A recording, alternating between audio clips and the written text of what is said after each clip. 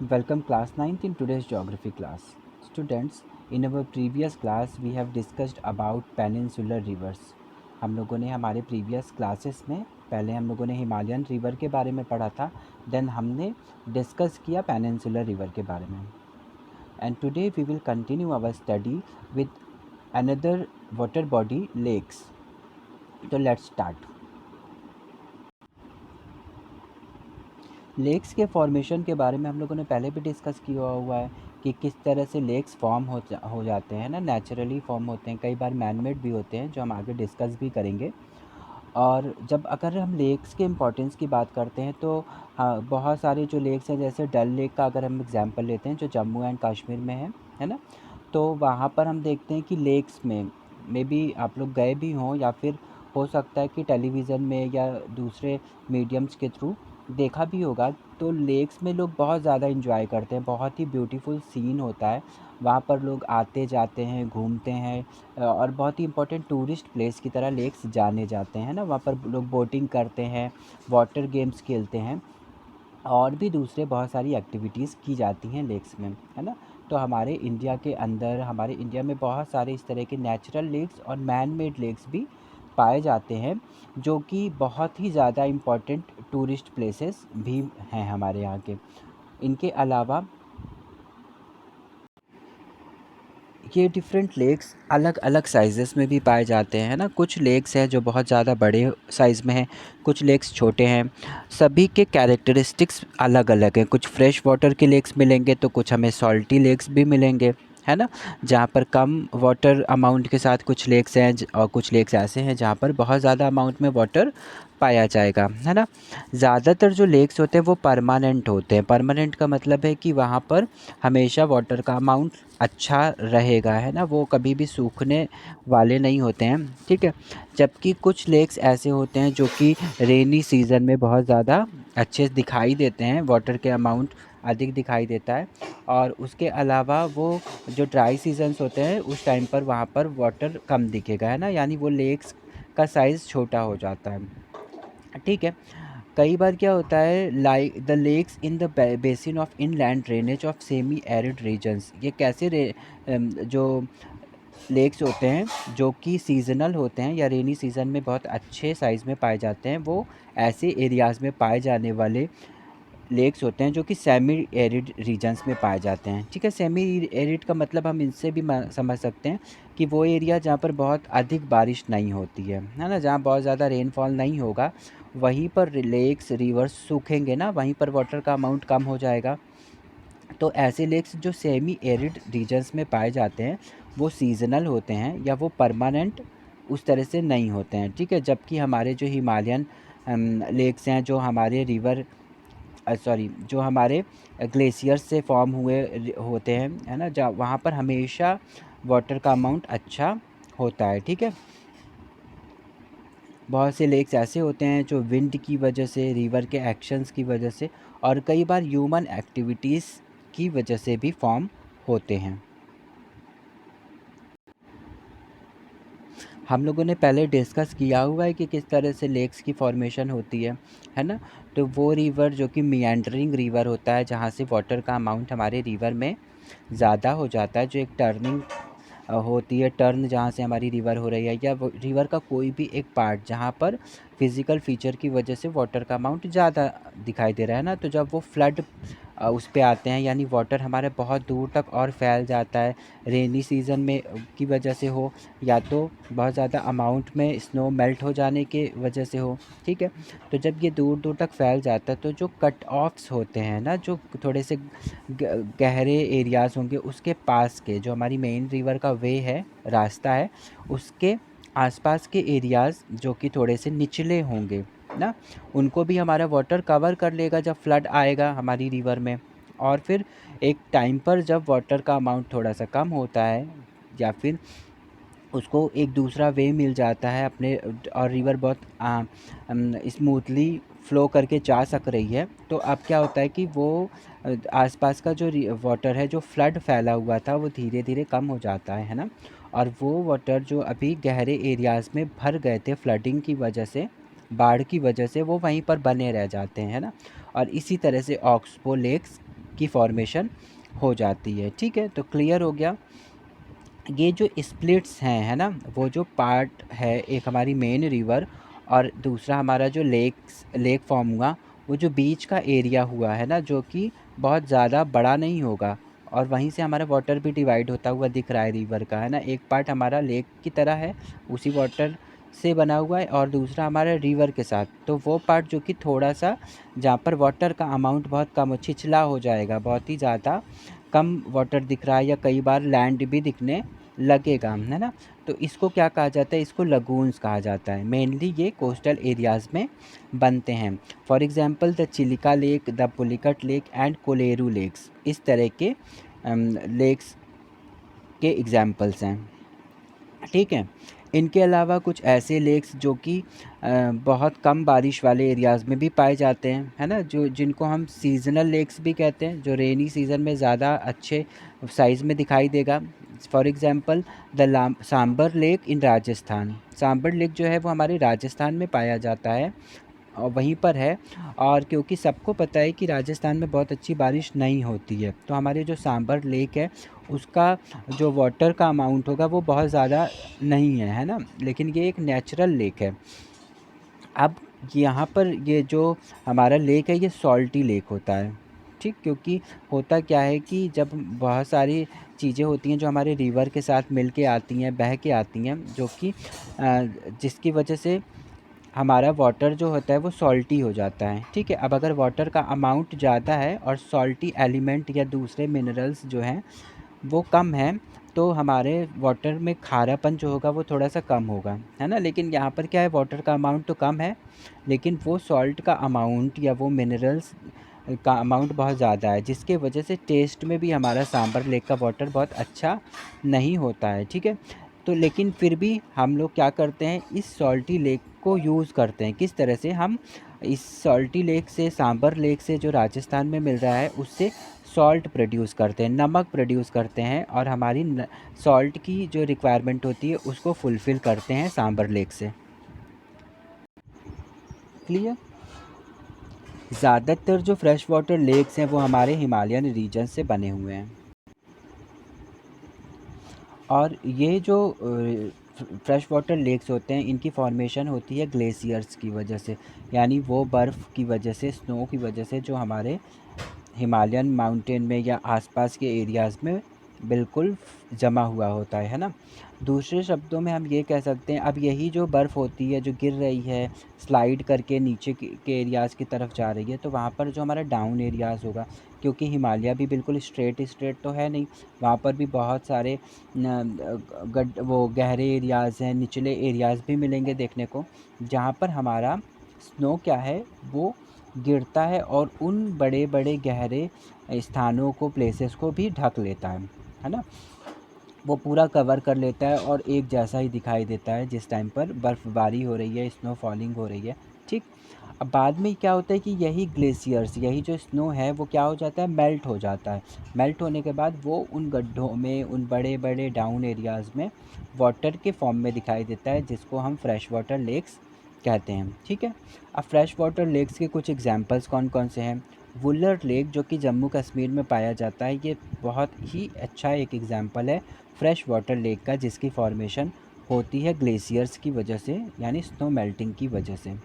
ठीक है, और साथ ही साथ हमारा जो ये वुलर लेक है, ये लार्जेस्ट फ्रेश वाटर लेक है इंडिया का। इंडिया में कई सारे फ्रेश वाटर लेक्स पाए जाते हैं, लेकिन वुलर लेक उन सब में लार्जेस्ट है साइज़ में, बहुत ज़्यादा अमाउंट में यहाँ पर वाटर और एक लार्ज एरिया में कवर्ड दिखाई देता है हमारे इस वुलर लेक के थ्रू। ठीक, इनके अलावा कुछ और जो हमारे लेक्स हैं, जैसे डल लेक, भीमताल, नैनीताल, लोकटक एंड बारापानी, ये कुछ फ्रेश वाटर लेक्स के एग्जांपल्स हैं जो हमारे इंडिया में पाए जाते हैं। इनके अलावा ये तो जो नेचुरल लेक्स हैं, उनके अलावा कुछ लेक्स ऐसे होते हैं जो मैन मेड होते हैं, है ना। कई बार हम लोग डैम बनाने के पर्पज़ से, हाइडल पावर बनाने के पर्पज़ से, है ना, हाइड्रो इलेक्ट्रिसिटी बनाने के पर्पज़ से लेक्स की फॉर्मेशन भी करते हैं ना। तो ऐसे लेक्स नेचुरल लेक्स नहीं कहलाएंगे, ऐसे लेक्स ह्यूमन मेड लेक्स कहलाएंगे। ठीक है, इनके एग्जांपल्स में हम समझ सकते हैं गुरु गोबिंद सागर लेक को, जिसको हम भाखड़ा नांगल प्रोजेक्ट के नाम से भी जानते हैं। ये एक एग्जाम्पल है मैन मेड लेक का। ठीक है, इनके अलावा अगर हम लेक्स के इम्पोर्टेंस की बात करते हैं तो लेक्स बहुत ही ग्रेट वैल्यू रखता है ह्यूमन बींग्स के लिए, है ना। ये किस किस तरीके से हेल्प करता है? सबसे पहले तो जब लेक्स फॉर्म हो रही है ना, यानी आसपास के निचले एरियाज़ में वाटर का फ्लो हो जा रहा है, जिसके वजह से क्या होता है कि हमारी रिवर को के वाटर को फ्लो मिल जाता है ना, एक जगह मिल जाती है फैलने के लिए। ठीक, दूसरा क्या होता है कि ये it prevents flooding and during the dry season. और इसकी वजह से क्या होता है कि वो जब रेनी सीज़न आ रही है तो फ्लडिंग होने के चांसेस बहुत ज़्यादा हो जाते हैं, है ना। लेकिन ये लेक्स जो हैं वो हेल्प कर रहे हैं, और जो हमारी रिवर है उसका वाटर उसमें कवर हो जाता है, जिसके वजह वजह से रेनी सीज़न में फ़्लड आने के चांसेस थोड़े से कम हो जाते हैं।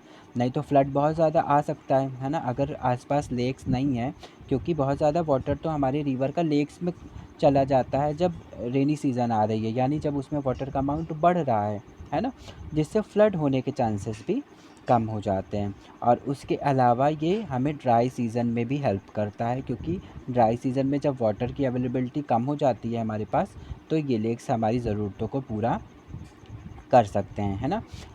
तो इस तरह से लेक्स हमारे लिए इम्पॉर्टेंट होते हैं। इनके अलावा हम लोग हाइडल पावर के लिए भी लेक्स को यूज़ करते हैं। ठीक, साथ ही साथ पर यहाँ पर जो जहाँ पर भी लेक्स होते हैं या किसी भी तरह के वाटर बॉडीज़ होती हैं, वहाँ का जो क्लाइमेट होता है वो भी थोड़ा बहुत अच्छा हो जाता है उनके वजह से, है ना। हम अगर देखा होगा तो जब किसी लार्ज वाटर बॉडी के पास जाएं, अगर हम मान लेते हैं कि संगम जा रहे हैं, या कई बार हम ब्रिज के पास से गुजरते हैं, है ना, तो देखेंगे हम कि वहाँ पर हमको एक दूसरा ही वेदर फ़ील होता है ना। तो वो उस वाटर की वजह से इस तरह से क्रिएट हो रहा है। और जहाँ पर भी लेक्स पाई जा रही हैं, इतने लार्ज अमाउंट में वाटर उस आसपास एरियाज़ में है, तो जिस उसकी वजह से यहाँ पर जो क्लाइमेट होता है वो मॉडरेट हो जाता है। ठीक है, ना तो बहुत ज़्यादा गर्म रहेगा, ना तो बहुत ज़्यादा ठंडक रहेगी, बल्कि मॉडरेट क्लाइमेट हमको फ़ील होता है। ठीक है, तो लेक्स इस तरह से भी इम्पोर्टेंट हैं, क्लाइमेट पे भी इफ़ेक्ट कर रही हैं, हमारे आसपास के, हमारे सराउंडिंग के। इनके अलावा लेक्स में एक्वेटिक लाइफ को भी बहुत ज़्यादा बढ़ावा मिल जाता है, अलग अलग तरह के जो जीव जंतु हैं वो भी यहाँ पर रहते हैं, है ना। जो बायोडाइवर्सिटी भी यहाँ देखने को मिल रही है, एक्वेटिक इकोसिस्टम क्रिएट हो जाता है। ठीक, इसके अलावा एनहेंस एक नेचुरल ब्यूटी भी क्रिएट हो जाती है, जहाँ पर अगर लेक्स के पिक्चर्स इमेजेस देखोगे तो देख के समझ जाओगे कि कितना ब्यूटीफुल सीन क्रिएट कर देते हैं लेक्स, है ना। आसपास खूब हरियाली दिखाई देगी, वाटर एकदम साफ साफ, पानी चारों तरफ दिखाई दे रहा है, बहुत सारे नेचुरल एलिमेंट्स देखने को मिलते हैं हमें लेक्स के पास, जो नेचुरल ब्यूटी को भी बढ़ा रहा है। इसके अलावा ये हेल्प करता है टूरिज़्म को डेवलप करने में, है ना। बहुत से लोग हैं जो आते हैं टूरिज़्म के लिए, टूरिस्ट लोग आते हैं यहाँ पर घूमने, देखने, है ना, क्योंकि सीन बहुत यहाँ पर अच्छा है। और इसके अलावा जहाँ जहाँ पर भी हाइडल पावर भी अगर बना दी गई है, तो वहाँ पर भी लोग आते हैं देखने के लिए, उसको समझने के लिए। ठीक है, तो इस तरह से लेक्स की वजह से एक बहुत अच्छे टूरिज़्म स्पॉट्स भी क्रिएट हो जाते हैं हमारे रिक्रिएशन के लिए, हमारे एंटरटेनमेंट के लिए। तो लेक्स हमारे लिए बहुत ज़्यादा इम्पोर्टेंट रोल प्ले करते हैं। क्लियर। अब हम बात करेंगे role of rivers in the economy. Rivers का क्या रोल है हमारी इंडियन इकोनॉमी में, इंडिया के रिवर्स की। ठीक है, तो अगर हम देखते हैं तो रिवर्स की इम्पोर्टेंस की बात अगर करते हैं तो हमारे सिर्फ इकोनॉमी में ही नहीं, बल्कि पूरी जो ह्यूमन हिस्ट्री है हमारी, उस पे भी रिवर्स का बहुत ज़्यादा रोल रहा है।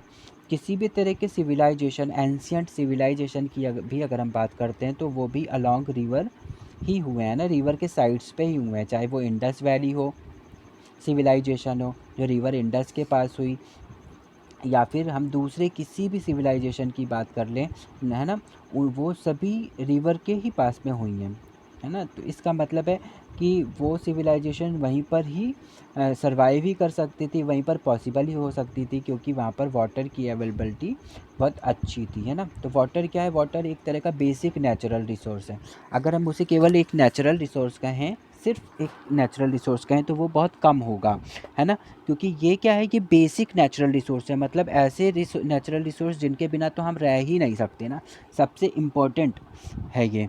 तो इसके लिए ह्यूमन की जितनी भी एक्टिविटीज़ हैं उसको सक्सेसफुली करने के लिए हमें लार्ज अमाउंट में वाटर की ज़रूरत पड़ती है, और ये लार्ज अमाउंट में वाटर अवेलेबल हो पाता है हमारे लिए रिवर्स से, है ना। तो इसीलिए जो भी सेटलर्स रहे हैं, जो भी लोग सेटल्ड हुए, आउटसाइडर्स या हमारे यहाँ के खुद के लोग भी, ट्राइबल्स, है ना, वो सभी रिवर के पास में ही रहते आए हैं, ठीक है। और इसके अलावा अगर हम बात करते हैं रिवर्स की दूसरे इम्पोर्टेंस के बारे में, तो रिवर हेल्प करती हैं इरिगेशन के लिए, है ना, सिंचाई के लिए वाटर की को अवेलेबल कराती हैं, नेविगेशन के लिए, हाइड्रो पावर जनरेशन के लिए, है ना। इनके अलावा ट्रांसपोर्टेशन के लिए भी यूज़ किया जाता है रिवर को। हम एक प्लेस से दूसरे प्लेस पर एक लॉन्ग ट्रैवल को लैंड वे से ना जाकर वाटर वे से जाते हैं तो ईज़िली पहुंच जाते हैं, और हैवी गुड्स भी अगर हम लेके जा रहे हैं तो वो भी बहुत आसानी से हम दे जा सकते हैं ना। तो रिवर्स इस तरह से इम्पॉर्टेंट है, क्योंकि जब वो इरिगेशन के लिए वाटर अवेलेबल कर देते हैं तो हम रेन पर डिपेंडेंट नहीं रह जाते, जिससे हमारे क्रॉप्स को सही टाइम पे वाटर मिल जाता है ना। साथ ही साथ हम हाइडल पावर के थ्रू हर जगह पर लाइट की व्यवस्था करा सकते हैं, इलेक्ट्रिसिटी अरेंज करा सकते हैं, जिससे हमें दूसरे जो मीडियम्स हैं उन पर डिपेंडेंट नहीं होना पड़ता है ना। तो इस तरह से इंडियन इकोनॉमी में बहुत ज़्यादा इम्पॉर्टेंट रोल प्ले करते हैं reverse. Next topic is river pollution. अब होता क्या है कि हम रिवर पे तो बहुत ज़्यादा डिपेंडेंट हैं और रिवर्स हमारे लिए बहुत ज़्यादा इम्पॉर्टेंट होती हैं, लेकिन जिस तरह से अर्बनाइजेशन हो रहा है, जिस तरह से डोमेस्टिक, म्यूनिसिपल, इंडस्ट्रियल और एग्रीकल्चरल डिमांड्स बढ़ रहे हैं ना, उस तरह से हम देख रहे हैं कि हम वाटर की क्वालिटी को असर डाल रहे हैं, हमारी एक्टिविटीज़ वाटर के क्वालिटी पे बहुत ज़्यादा असर डाल रही है। किस तरह से इंडस्ट्रीज से निकलने वाले जो विषैले, है ना, गंदा वाटर होता है, या जो हमारे घर से निकलने वाला गंदा पानी होता है जो हमारे डोमेस्टिक यूज़ का में आते हैं वाटर, इनके अलावा जो सीवेज का वाटर होता है वो ड्रेन आउट कर दिया जाता है रिवर्स में, है ना। जिसके वजह से क्या होता है, तो ये सारे जो वाटर उसमें ड्रेन आउट करे जा रहे हैं वो अनट्रीटेड होते हैं ना, जो भी उनको किसी भी तरह से ट्रीटमेंट उनके साथ नहीं किया जाता है, डायरेक्टली वो जिस भी फॉर्म में होते हैं, पॉइजनियस फॉर्म में हो या जैसे भी फॉर्म में हो, उनको सीधा सीधा ही रिवर्स में ड्रेन आउट कर दिया जाता है।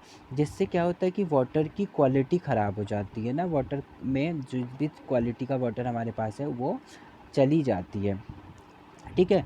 अब होता क्या है कि हर रिवर के पास खुद की सेल्फ क्लेंजिंग कैपेसिटी होती है, वो खुद से खुद को साफ रख सकती है एक टाइम तक, है ना। अगर हम उसको मिनिमम अमाउंट में या एक फ़िक्स अमाउंट में वो पॉल्यूटेड होती रहती है तो नेचुरली सारे रिवर्स अपने आप को क्लीन कर लेते हैं, डाइल्यूट कर लेते हैं, जो भी एफ्लुएंट्स हम उसमें ड्रेन आउट करते हैं उनको, है ना। लेकिन जब हम बहुत ज़्यादा अमाउंट में अगर करते हैं तो फिर वो रिवर्स एबल नहीं रहती हैं ऐसा काम खुद से कर पाने के लिए, जिससे क्या होगा कि रिवर की वाटर की जो क्वालिटी होगी वो धीरे धीरे बहुत ज़्यादा ख़राब हो जाएगी, और जिससे हमारे लिए बहुत ज़्यादा नुकसान क्रिएट हो जाता है। जैसे जैसे अर्बनाइजेशन हो रहा है, इंडस्ट्रियलाइजेशन हो रहा है ना, पॉल्यूशन का लेवल बढ़ता जा रहा है, ठीक है। वो किसी भी तरह का पॉल्यूशन है वो बढ़ता जा रहा है, और मेनली वाटर की अगर हम बात कर रहे हैं तो और भी ज़्यादा पॉल्यूशन यहाँ देखने को मिलता है ना। तो इसके लिए हमें क्या करना होगा, इसके लिए हमें अगर जो भी वाटर हम ड्रेन आउट कर रहे हैं उसको हम ट्रीट कर दें किसी भी तरह से, पहले हम उसको प्योरीफाई कर लें, या उसमें से वो एलिमेंट्स को थोड़ा सा अलग करने की हम पहले कोशिश कर लें जो नुकसान देने वाले हैं, हमारे वाटर की क्वालिटी को ख़राब करने वाले हों, है ना। इनके अलावा हम अपनी दूसरी भी एक्टिविटीज़ के थ्रू वाटर पोल्यूशन को रोक सकते हैं। हमारी इंडियन गवर्नमेंट ने टाइम टू टाइम कई सारे प्लान्स लॉन्च किए हैं रिवर्स को क्लीन करने के लिए, जिसमें द गंगा एक्शन प्लान, जिसको हम शॉर्ट फॉर्म में GAP कहते हैं, 1985 में लॉन्च की गई। और इसका मेन मोटिव था कि जो रिवर गंगा है उसके वाटर की क्वालिटी को सही किया जाए और जो भी पोल्यूशन है उसमें उसको कम करके ख़त्म करा जाए, जिससे हमारी जो रिवर गंगा है वो प्योर वाटर उसमें देखने को मिले, साफ़ पानी मिले। ठीक है, तो ये 1985 में द गंगा एक्शन प्लान किया गया था रिवर गंगा के लिए। बाद में हमारे इसी गंगा एक्शन प्लान को और ज़्यादा एक्सपैंड कर दिया गया और इसमें कई दूसरी और रिवर्स को भी ऐड कर दिया गया, है ना, कि अब कुछ और रिवर्स को भी उसमें ऐड किया गया कि अब उनको भी कंज़र्व किया जाएगा और उनको भी क्लीन किया जाएगा। और अब हमारे इस प्लान का नाम चेंज करके national river conservation plan NRCP रख दिया गया 1995 में। यानी 10 इयर्स गंगा एक्शन प्लान जब 85 में शुरू हुआ, उसके आफ्टर 10 इयर्स 1995 में नेशनल रिवर कंजर्वेशन प्लान के नाम से इसी प्लान को चेंज किया गया और अब गंगा रिवर ही नहीं बल्कि दूसरे और रिवर्स को भी टारगेट किया गया, है ना, कि उनके वाटर की क्वालिटी को इम्प्रूव किया जाए और उनको पॉल्यूशन फ्री किया जाए। तो इस तरह से हमारी इंडियन गवर्नमेंट ने टाइम टू टाइम कई सारे प्लान्स बनाए हैं हमारे वाटर रिसोर्सेज को सेफ़ रखने के लिए, कंज़र्व करने के लिए और रिवर्स को भी पॉल्यूशन फ्री करने के लिए। Clear students? तो today we have discussed all about river, lakes and role of rivers in our Indian economy. Students, with this topic we are completing this chapter. ये चैप्टर हमारा इस topic के साथ complete हो गया है एंड इस चैप्टर के साथ हमारा फर्स्ट टर्म का टर्म 1 सिलेबस जो है वो भी कंप्लीट हो गया है। ठीक है, तो अब हमें क्या करना है कि अब हमें वो सारे चैप्टर्स बहुत अच्छे से फिर से रिवाइज़ करना है, फिर से सारी चीज़ों को अच्छे से समझ लेना है ताकि हम हमारे एग्ज़ाम के लिए बिल्कुल प्रिपेयर हो जाएं। Clear? In homework you have to frame 15 questions with answers and send it in your Google Classroom. With this video I am sending NCERT solution of this chapter. You have to complete your notebook also. सारी चीज़ें करके रखेंगे और जब भी मांगा जाएगा notebook तो हम उसी डेट को नोटबुक हम सेंड कर देंगे। ठीक है, उसी दिन तुम लोगों को नोटबुक सेंड कर देना होगा। क्लियर हो गया? तो अब फ्रेम करके आंसर्स होमवर्क करने के बाद सारी चीज़ें सेंड कर दोगे। Clear? So now we will meet in our next class. Till then, take care and have a nice day.